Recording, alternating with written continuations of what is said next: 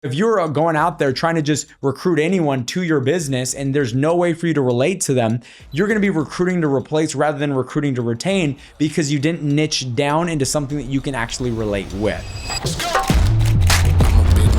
Hey, how's it going, everyone? My name is Matthew Welsh, and welcome to the Leaders Only podcast, where we talk about business, leadership, mindset, and it's pretty much anything revolved around building an incredible life. You know, the reason that I started this podcast is because I felt like on the way to where we're at now, there wasn't really a place to go learn tangible skill sets, leadership qualities, and mindset strategies that you can learn today, apply today, and get immediate results. And so the goal of this podcast is to teach you the things that you need to actually win, to actually change your life, and to actually grow your business and grow your team if you're someone that's in a leadership role. And so if you can do me a favor, if you ever get something out of our message, if you ever get something out of the content, if you can like, share, subscribe, just tell people about it. We put out all this information for free. And so all we ask is that you share it with a friend if you get something out of it. So with that being said, thank you guys so much, and let's tune in. Let's go. I'm a big mood. You can't name a lot of things that I didn't. Today, we're going to be talking about something that I truly feel will make all the difference in the world when it comes to you getting your business off the ground. And here's the deal. If you're logged in right now and your business is already booming, cranking, whatever it might be, you can still get a lot from what it is that I'm about to say.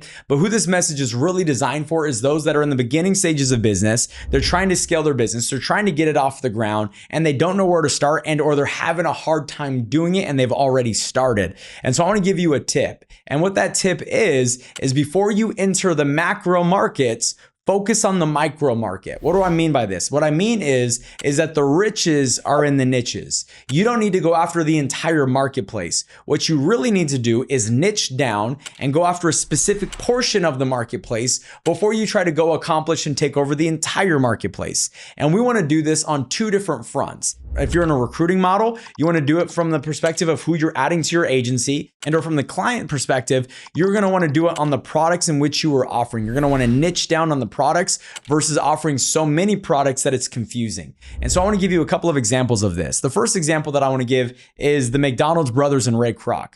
When Ray Kroc was looking to scale McDonald's, their goal was to keep things extremely simple. Burgers, shakes, and fries. Burgers, shakes, and fries. In my industry, in the life insurance and financial industry, it's IUL, term, and rollovers. IUL, term, and rollovers. You want to niche down because not only is it easier for your agents to learn how to sell it, but it's also easier for the clients to understand what they want to buy, what they want to move forward with.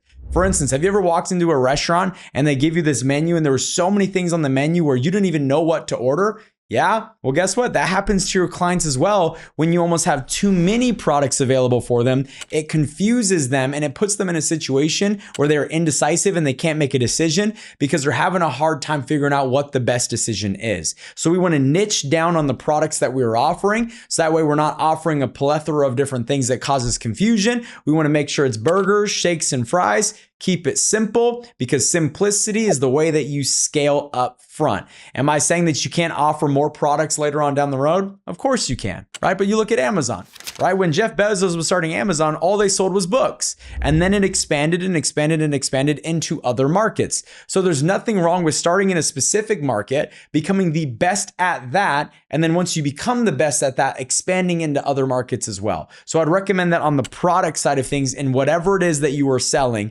make sure that you niche down and you don't offer too many things because then it becomes confusing. But then on the business side of things, let's say you're in a model like mine, where it's a recruiting model, where you have the opportunity to recruit people into your business, help them get licensed, train them to go on and become successful, right? Or maybe if you're a part of a multi-level marketing company out there, they don't need to become licensed, whatever it might be. But if you're in a recruiting model, what I would recommend is niching down on the people that you were trying to recruit. So let me give you an example.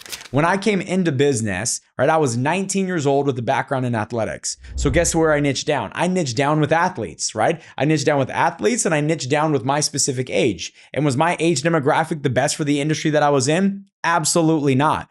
But what it did is it allowed me to start building momentum because I niched down with where I could relate. And now all of a sudden I started to build momentum that led to me getting into better markets, that led to me getting into better demographics, where I was no longer just working with the young people and also the athletes, but I was in a position where I was able to now add pastors and engineers and business owners and doctors and nurses. We're to the point that we have a whole bunch of people from all different walks of life, not just the walk of life where I come from.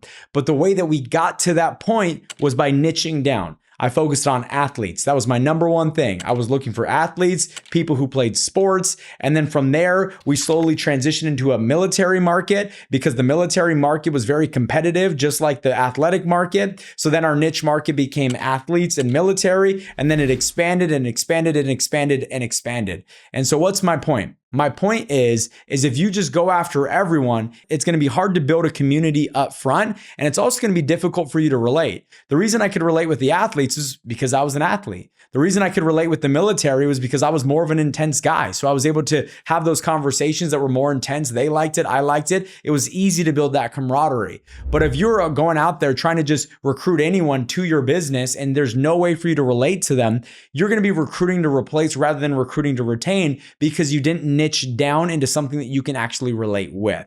And so I just want to challenge you, before you go after those big macro markets where you're just going after everyone, I would suggest you niche down, go after a very specific market that you can relate to.